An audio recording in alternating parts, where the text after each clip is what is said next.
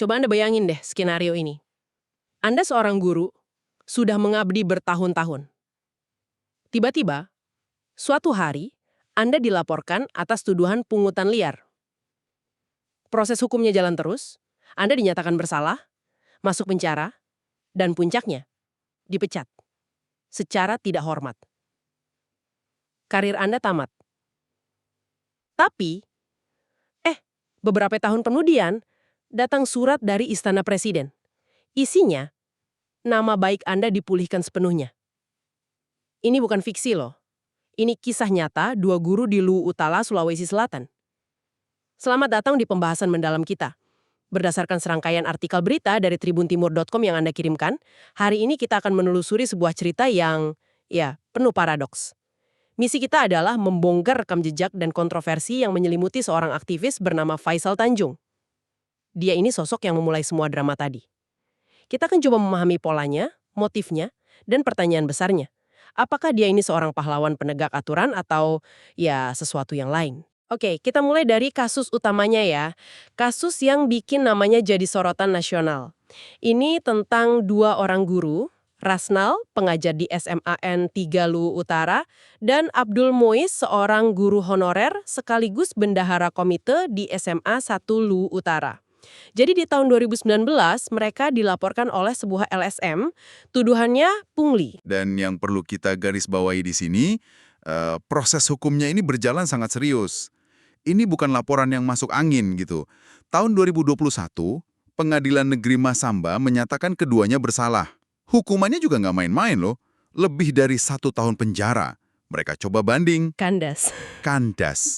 Jadi sudah 2 tingkat pengadilan yang memvonis mereka bersalah. Wow. Dan puncaknya ya di Mahkamah Agung. Tahun 2023, kasasi mereka ditolak. Putusan nomor 4265 KPI Desus 2023. Artinya, secara hukum, kasus ini sudah final, sudah mengikat. Nggak bisa diganggu-gugat lagi. Vonis bersalah itu dikuatkan oleh lembaga peradilan tertinggi di negeri ini. Nah, ini bagian yang paling menghancurkan bagi mereka, saya rasa. Setelah ada putusan Mahkamah Agung, Dinas Pendidikan Provinsi Sulawesi Selatan kan jadi nggak punya pilihan lain. Mereka menerbitkan SK Pemberhentian Tidak Dengan Hormat, PTDH. Bisa Anda bayangkan nggak? Bertahun-tahun mengabdi, karir hancur gara-gara laporan soal dana komite sekolah. Betul sekali.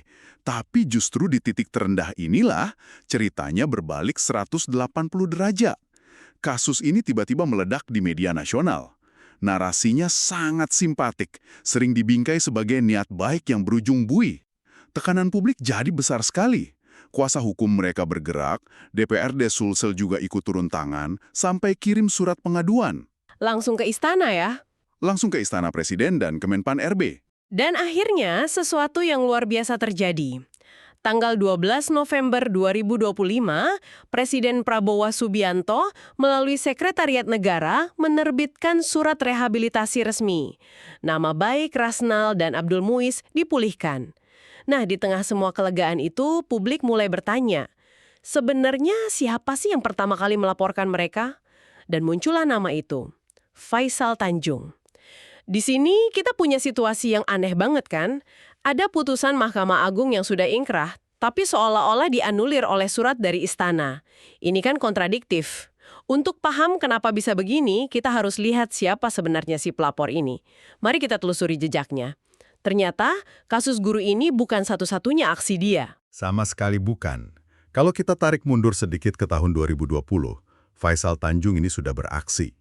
Waktu itu dia mengatasnamakan sebuah lembaga, namanya panjang sekali, Badan Advokasi dan Investigasi Hak Asasi Manusia Republik Indonesia. Kita sebut saja BAINHMRI ya, biar gampang. Targetnya saat itu, KPU Luwu Utara. Tunggu. Dia melaporkan seluruh jajaran komisioner KPU ke Dewan Kehormatan Penyelenggara Pemilu, DKPP. Itu kan langkah yang sangat serius. Tuduhannya pasti berat sekali ya. Justru itu yang menarik. Tuduhannya adalah, KPU tidak profesional. Alasannya? Karena terlambat menyerahkan hasil pemeriksaan kesehatan salah satu calon bupati, M. Taharum. Menurut Faisal, penyerahan tanggal 21 September 2020 itu sudah lewat batas waktu di peraturan KPU. Kedengarannya sangat teknis ya, bukan skandal korupsi atau manipulasi suara gitu. Lalu KPU membela diri dong? Tentu. Dan pembelaan mereka cukup logis sih. Ketua KPU waktu itu, Syamsul Bahri, menjelaskan di sidang. Dia bilang keterlambatan itu terjadi karena si calon bupatinya, Taharum, jatuh sakit dan harus dirawat. Ini memaksa KPU harus konsultasi kemana-mana. KPU Provinsi, KPU Pusat, dan jadwal pemeriksaan diatur ulang. Jadi menurut KPU, Faisal Tanjung ini salah menafsirkan jadwal. Batas waktu yang dia pakai itu untuk penyerahan hasil dari tim medis ke KPU, bukan dari KPU ke calon. Oke, jadi dia berhadapan dengan KPU soal pilkada. Tapi ternyata ini bukan satu-satunya masalah dia dengan KPU. Betul. 4 tahun kemudian, Mei 2024, dia beraksi lagi. Kali ini namanya aktivis muda Luwu Utara. Dia laporin lagi KPU Luwu Utara, tapi kali ini ke Bawaslu nih. Laporannya beda. Dia menuduh KPU tidak transparan dalam proses rekrutmen badan ad hoc pemilu, kayak PPK dan PPS. Fokusnya geser, tapi targetnya tetap sama, KPU. Dari lembaga pemilu, kita lihat dia beralih ke lembaga lain. Januari 2025, sasarannya legislatif, DPRD Luwu Utara. Tepat sekali. Kali ini kapasitasnya sebagai Wakil Ketua Bidang Agitasi dan Propaganda DPC GMNI Luwu Utara. Dia secara terbuka menyatakan mosi tidak percaya pada DPRD. Mosi tidak percaya, itu istilah yang sangat politis dan kuat. Apa alasannya? Alasannya, menurut GMNI, DPRD dianggap masuk angin. Mereka nggak menindaklanjuti rekomendasi untuk menutup sebuah gerai retail modern di Desa Hasanah yang dinilai ilegal. Menurut mereka, gerai itu nggak punya izin persetujuan bangunan gedung (PBG) dan melanggar peraturan bupati. Jadi ini polanya. Saya mulai melihat benang merahnya. Dia selalu pakai senjata yang sama, peraturan tertulis. Entah itu peraturan KPU, peraturan bupati, atau nanti kita lihat ya, peraturan Menteri Pendidikan. Dia memposisikan dirinya sebagai penegak aturan formal yang paling kaku, dan itu yang bikin laporannya sulit diabaikan, kan? Anda menangkapnya dengan sempurna. Pola ini menunjukkan sesuatu yang lebih dalam dari sekedar aktivisme biasa. Ini bisa dilihat sebagai semacam mempersenjatai birokrasi, weaponization of bureaucracy. Faisal Tanjung tampaknya menemukan kalau celah-celah kecil dalam peraturan itu bisa jadi senjata yang sangat ampuh untuk menggoyang institusi. Pertanyaannya, bukan lagi apakah laporannya benar atau salah secara teknis, tapi apakah sistem kita cukup bijak untuk membedakan antara pelanggaran administratif kecil dengan niat jahat yang sesungguhnya. Oke, kita udah lihat polanya yang konsisten menantang berbagai institusi. Tapi, kan setiap cerita punya dua sisi. Sekarang, kita harus coba memahami dunia dari kacamata Faisal Tanjung sendiri. Siapa dia dan bagaimana dia membela tindakannya, terutama di kasus guru yang bikin dia disorot habis-habisan. Nah, ini bagian yang paling krusial. Menurut pengakuannya ke wartawan, laporannya terhadap guru itu nggak muncul tiba-tiba. Dia mengklaim semua itu berawal dari aduan seorang siswa bernama Ferry yang mengeluh soal adanya pungutan di sekolah. Jadi dia cuma menindaklanjuti laporan dari orang lain, gitu? Begitu klaimnya. Berbekal aduan itu, dia datangi Abdul Muiz untuk konfirmasi. Nah, disinilah terjadi perdebatan sengit. Pihak sekolah bersikeras itu sumbangan, sudah disepakati orang tua murid di rapat komite. Tapi Faisal menantang itu. Dia bertanya, kalau ini sumbangan, kenapa ada target nominal pasti sebesar Rp20.000 per siswa? Saya coba berpikir seperti dia sejenak. Kalau aturannya memang ada di Permendikbud yang melarang sumbangan dipatok dengan nominal tertentu dan pihak sekolah melanggarnya, bukankah tugas warga negara untuk melapor? Mungkin niatnya baik, ya murni menegakkan aturan, tapi eksekusinya yang kebablasan. Gimana menurut Anda? Itu argumen yang sangat valid dan mungkin itu juga yang ada di benaknya. Dia berpegang teguh pada aturan. Titik. Menurut versi dia, pertemuan dengan Abdul Muiz itu memanas. Dia merasa ditantang untuk lapor ke polisi. Ya sudah, saya buat laporan, katanya. Dia bersikeras tujuannya cuma untuk menguji kebenaran dugaan, bukan untuk menjatuhkan siapapun. Tapi kemudian laporannya itu bergulir jadi bola salju raksasa. Ujungnya hukuman pidana dan pemecatan. Bagaimana sikapnya setelah melihat konsekuensi yang begitu dahsyat? Sikapnya sangat legalistik dan konsisten dengan polanya. Dia pada dasarnya bilang, tugas saya cuma melapor. Yang memutuskan salah atau benar itu pengadilan. Baginya, fakta bahwa pengadilan negeri, pengadilan tinggi, sampai Mahkamah Agung memvonis kedua guru itu bersalah, adalah bukti mutlak bahwa laporannya valid.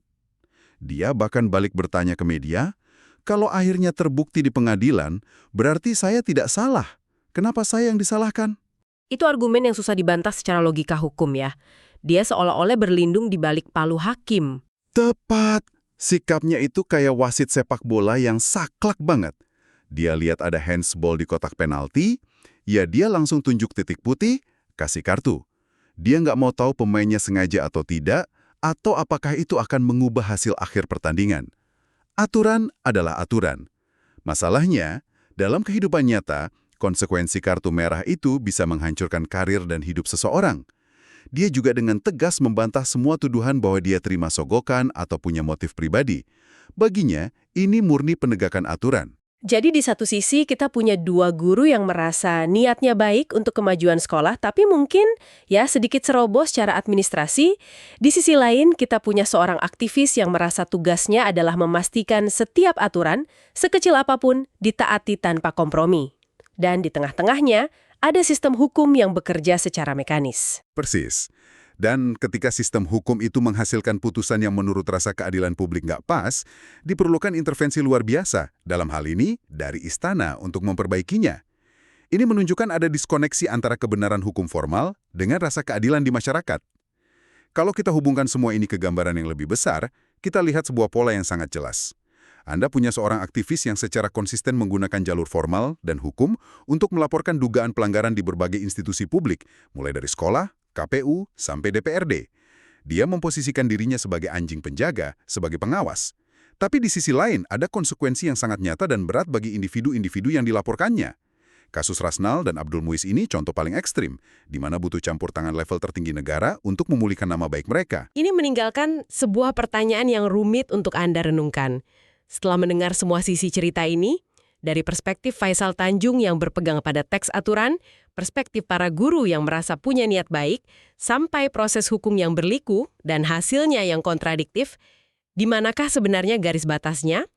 Di mana batas antara aktivisme warga yang esensial untuk mengawasi kekuasaan dengan tindakan yang bisa berdampak fatal dan tidak proporsional bagi kehidupan seseorang? Apa peran kita sebagai warga negara dalam melakukan pengawasan? Dan yang lebih penting, apa tanggung jawab moral besar yang melekat pada peran tersebut di luar sekedar kebenaran hitam putih di atas kertas? Download Tribun X sekarang. Menghadirkan lokal menjadi Indonesia.